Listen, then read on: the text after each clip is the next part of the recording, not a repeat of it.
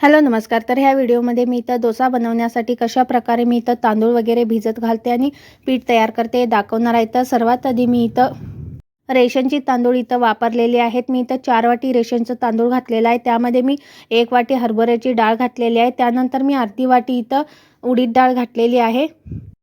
त्यानंतर मी 1 चमचा ह्यामध्ये मेथी दाणा टाकून घेतलेला आहे। त्यानंतर मी इथं पोहे सुद्धा घातलेला आहे। पोहे खूप जास्त घालू नका, नाहीतर काही जणांचे डोसे आहेत ते चिटकतात, तव्याला निघत नाहीत व्यवस्थित। आता हे सगळं मिश्रण आहे ते मी स्वच्छ धुतलेलं आहे आणि रात्रभर म्हणजे मी सकाळी इथं भिजवलेलं होतं तांदूळ वगैरे आणि संध्याकाळी मी इथं मिक्सरला बारीक वाटून घेतलेलं आहे आणि दुसऱ्या दिवशी मी सकाळी बनवण्यास घेतलेलं आहे।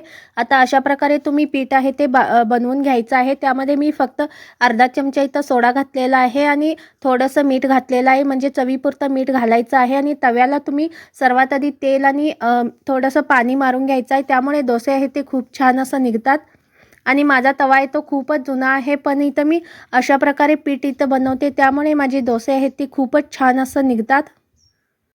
आणि मी इथं हरभऱ्याची जी डाळ आहे ती थोडीशी जास्त वापरायची आहे, कारण की हॉटेलमध्ये जसं ब्राऊन कलरची डोसे असतात तसा ह्या डोशांचा कलर येतो। थोडीशी इथं जास्तच हरभऱ्याची डाळ वापरायचं आणि डोसे आहेत ते एकदम क्रिस्पीसुद्धा बनतात। आता मी इथं घातल्यानंतर थोडेसे डोसे भाजल्यानंतर त्यावरती मी तेल सोडत आहे। अगोदरच तुम्हाला इथं तव्यावरती तेल सोडून मग इथं डोश्याचे पीठ घालायचं नाही, आधी इथं डोसा बनवायचा आहे, त्यानंतर तुम्ही डोसा भाजल्यानंतर त्यावरती तेल घालायचं आहे, म्हणजे छान असं डोसे निघतात। तर इथं मी कायम अशा प्रकारेच इथं डोश्याचे पीठ इथं तयार करते आणि डोसे आहेत ते खूप छान निघतात। माझा जो तवा आहे तो खूपच जुना झालेला आहे, तरी देखील ह्यावरती डोसे आहेत ते छान असं निघतात अशा प्रकारे पीठ इथं तयार केल्यामुळे। आणि कुणालाही म्हणजे ही डोसे बनवण्यासाठी जमतं, कारण की मी खूप जणांकडून ऐकलेले आहे माझे जे डोसे आहेत ते चिटकतात, तव्यावरती व्यवस्थित निघत नाही।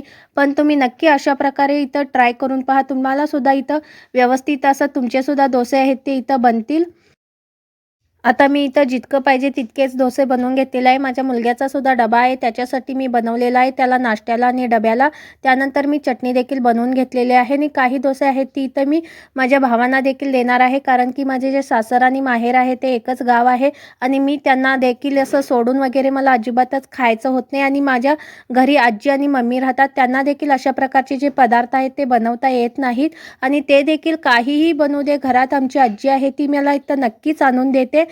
त्यांनी सुद्धा इथं मला अजिबातच सोडून खात नाहीत काही पण, त्यासाठी मी सुद्धा त्यांना अजिबात मला खायचं मनच होत नाही। आता मम्मी सुद्धा आमची येणार आहे इथं दूध घेऊन तिच्या नातवासाठी, इथं दूध आणि भाजी घेऊन आलेली आहे। मेथीची भाजी आहे ती शेतातलीच आहे।